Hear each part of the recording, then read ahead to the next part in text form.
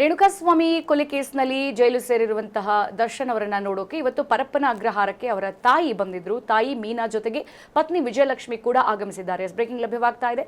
ನಟ ದರ್ಶನ್ ಯೋಗಕ್ಷೇಮವನ್ನ ತಾಯಿ ಪತ್ನಿ ಇಬ್ರು ಕೂಡ ವಿಚಾರಿಸಿದ್ದಾರೆ.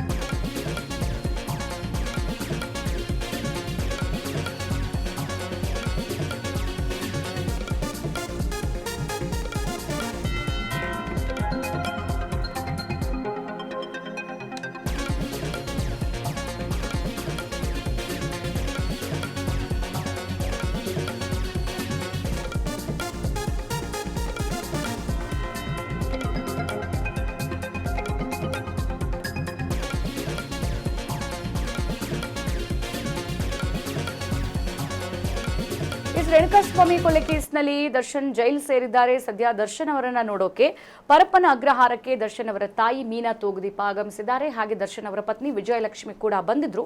ನಟ ದರ್ಶನ್ ಯೋಗಕ್ಷೇಮವನ್ನ ತಾಯಿ ಪತ್ನಿ ಇಬ್ರೂ ಕೂಡ ವಿಚಾರಿಸಿದ್ರು. ಒಂದ್ ಕಡೆಗೆ ಸೊಳ್ಳೆ ಕಾಟದಿಂದ ಮುಕ್ತಿ ಕೊಡಿ ಅಂತ ದರ್ಶನ್ ಕೇಳ್ತಾ ಇದ್ದಾರೆ. ಮಾಫಿ ಸಾಕ್ಷ್ಯ ಸಂಕಷ್ಟವನ್ನ ಸದ್ಯ ಚಾಲೆಂಜಿಂಗ್ ಸ್ಟಾರ್ ಅನುಭವಿಸ್ತಾ ಇರುವಂತದ್ದು. ಮಗನಿಗೆ ಧೈರ್ಯ ಹೇಳಿದ್ದಾರೆ ತಾಯಿ ಮೀನಾ ತೂಗುದೀಪ್ ಹಾಗೆ ಪತ್ನಿ ವಿಜಯಲಕ್ಷ್ಮಿ.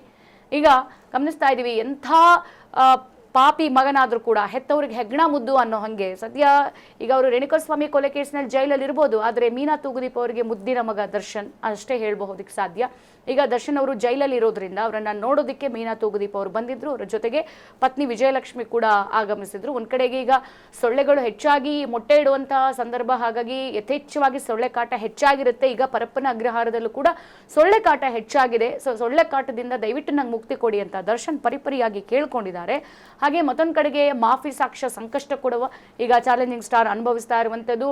ರೇಣುಕಾಸ್ವಾಮಿ ಕೊಲೆ ಕೇಸ್ನ 14ನೇ ಆರೋಪಿ ಪ್ರದೋಷ್ ಈಗ ಮಾಫಿ ಸಾಕ್ಷ್ಯಕ್ಕೆ ಮುಂದಾಗಿದ್ದಾರೆ. ಇದು ಕೂಡ ದರ್ಶನ್ಗೆ ಒಂದ್ ಕಡೆ ಬಹಳ ದೊಡ್ಡ ಸಂಕಷ್ಟವನ್ನ ತಂದೊಡ್ಡಿರುವಂಥದ್ದು. ಮತ್ತೊಂದ್ ಕಡೆಗೆ ಮಗನಿಗೆ ಧೈರ್ಯವನ್ನ ಕೂಡ ಹೇಳಿದ್ರು ಮೀನಾ, ತಾಯಿ ದರ್ಶನ್ ಅವರ ತಾಯಿ ಹಾಗೆ ಪತ್ನಿ ವಿಜಯಲಕ್ಷ್ಮಿ ಕೂಡ ಇಬ್ರು ಧೈರ್ಯ ತಗೋ, ನಾವಿದ್ದೀವಿ, ಧೈರ್ಯ ಕಳ್ಕೊಳ್ಬೇಡ, ಏನಾಗುತ್ತೋ ನೋಡೋಣ, ಧೈರ್ಯವಾಗಿ ಫೇಸ್ ಮಾಡೋಣ ಅಂತ ಹೇಳ್ಬಿಟ್ಟು ಒಂದ್ ಕಡೆ ತಾಯಿ ಸಮಾಧಾನ ಮಾಡ್ತಿದ್ರೆ, ಮತ್ತೊಂದ್ ಕಡೆಗೆ ವಿಜಯಲಕ್ಷ್ಮಿ ಅವಾಗವಾಗ ಆಗಮಿಸ್ತಾ ಇರ್ತಾರೆ. ತಿಂಗಳಿಗೆ 2 ಸಲ ಬರ್ತಾರೆ. ದರ್ಶನ್ ಅವರ ಯೋಗಕ್ಷೇಮ ವಿಚಾರಿಸ್ತಾರೆ.